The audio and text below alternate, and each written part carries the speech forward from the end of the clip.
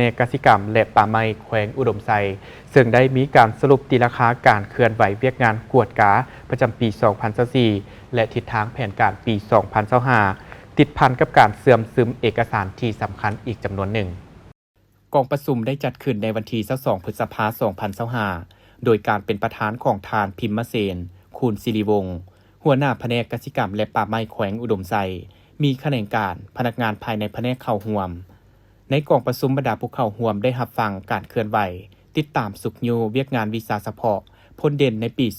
2024 แขนงกสิกรรมและป่าไม้ได้รับงบประมาณลงทุนของรัฐ 16 โครงการมูลค่า 5,146 ล้านกว่ากีบในนี้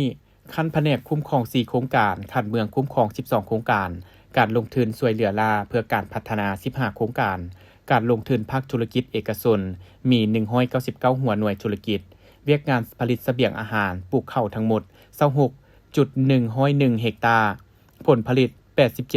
87.685 ต้นการผลิตเสบียงอาหารปฏิบัติได้ 8,378 เฮกตาร์ผลผลิต 74.257 ต้นการผลิตซีนไข่ป่าตอบสนองการบริโภคได้ 24.171 ต้นเฉลี่ยอัตราบริโภค 66 กิโลต่อคนต่อปีเวียกงานผลิตกสิกรรมและป่าไม้เป็นสินค้าปลูกพืชเป็นสินค้า 58.298 เฮกตาร์ผลผลิต 769.683 ต้นและส่งเสริมการเลี้ยงสัตว์แบบเป็นกลุ่มเป็นฟาร์มเพื่อเป็นสินค้าซึ่งในปี 2024 การส่งออกผลผลิตกสิกรรมไปต่างประเทศทั้งหมด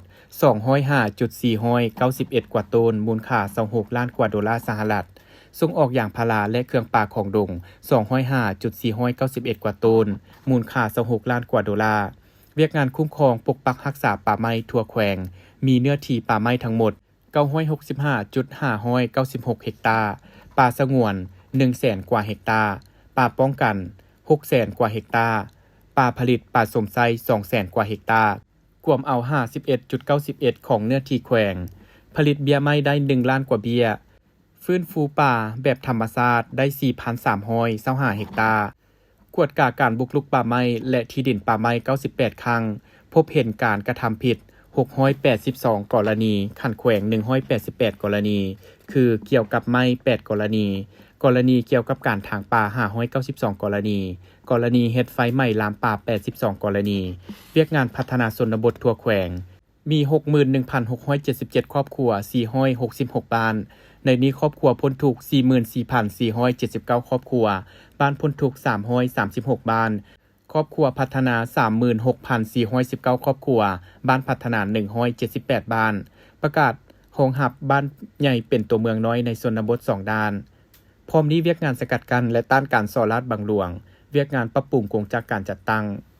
บำรุงก่อสร้างพนักงานและการพัวพันร่วมมือกับต่างประเทศก็มีการเคลื่อนไหวเป็นปกติกองประชุมยังได้มีการเสื่อมซึมเอกสารที่สำคัญอีกจำนวนหนึ่ง